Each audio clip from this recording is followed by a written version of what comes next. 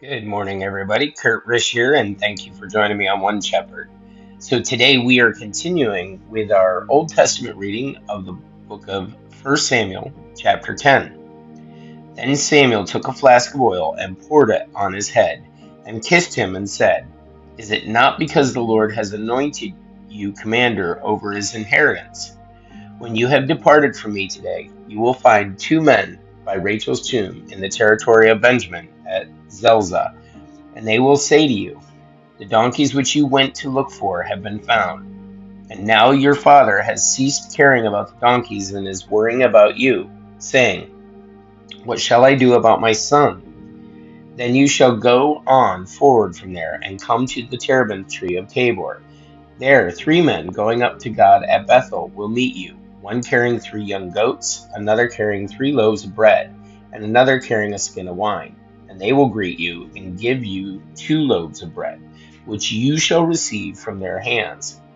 After that you shall come to the hill of God, where the Philistine garrison is, and it will happen, when you have come there to the city, that you will meet a group of prophets coming down from the high place with a stringed instrument, a tambourine, a flute, and a harp before them, and they will be prophesying. Then the Spirit of the Lord will come upon you, and you will prophesy with them, and be turned into another man. And let it be, when these signs come to you, that you do as the occasion demands, for God is with you. You shall go down before me to Gilgal, and surely I will come down to you to offer burnt offerings and make sacrifices of peace offerings. 7 days you shall wait till I come to you and show you what you should do." So it was, when he had turned his back to go from Samuel, that God gave him another heart, and all those signs came to pass that day. When they came there to the hill, there was a group of prophets to meet him, and the Spirit of God came upon him, and he prophesied among them. And it happened, when all who knew him formerly saw that he indeed prophesied among the prophets, that the people said to one another, "What is this that has come upon the son of Kish? Is Saul also among the prophets?" Then a man from there answered and said, "But who is their father?" Therefore it became a proverb, "Is Saul also among the prophets?" And when he had finished prophesying, he went to the high place. Then Saul's uncle said to him, his servant, "Where did you go?" So he said, "To look for the donkeys.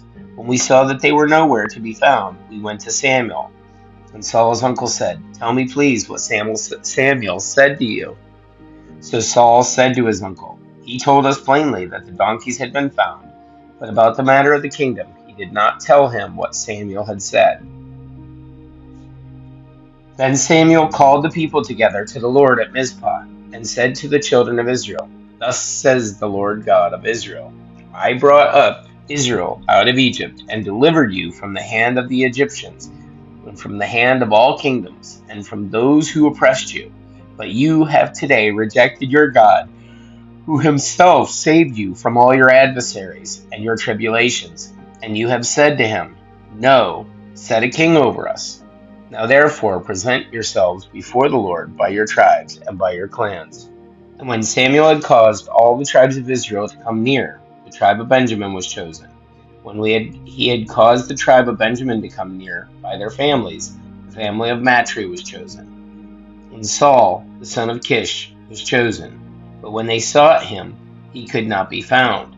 Therefore they inquired of the Lord further, "Has the man come here yet?" And the Lord answered, "There he is, hidden among the equipment." So they ran and brought him from there. And when he stood among the people, he was taller than any of the people from his shoulder upward. And Samuel said to all the people, "Do you see him whom the Lord has chosen? And there is no one like him among all the people." We do have a word study. The word is king. The Hebrew word for king is melech, in Strong's Concordance number 4428. The term king may describe a petty ruler of a small city, or a monarch of a vast empire. An ancient king's jurisdiction included military, the economy, international diplomacy, and the legal system.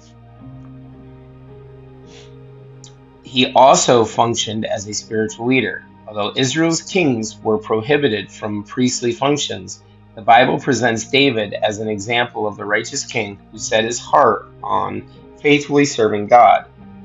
God's promise to give David an everlasting kingdom has been fulfilled in Jesus Christ, whose human ancestry is through the royal family of David. Continuing with verse 24. So all the people shouted and said, "Long live the king!"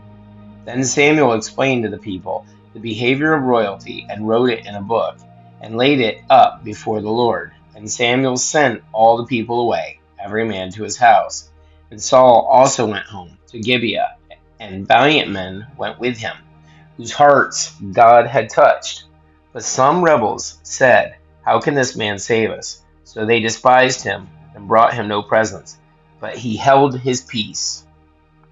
Guys, that's it for our reading of the Old Testament book of 1 Samuel, chapter 10. Thanks for joining us. Be sure to like and subscribe below, and may you have a great day, and God bless.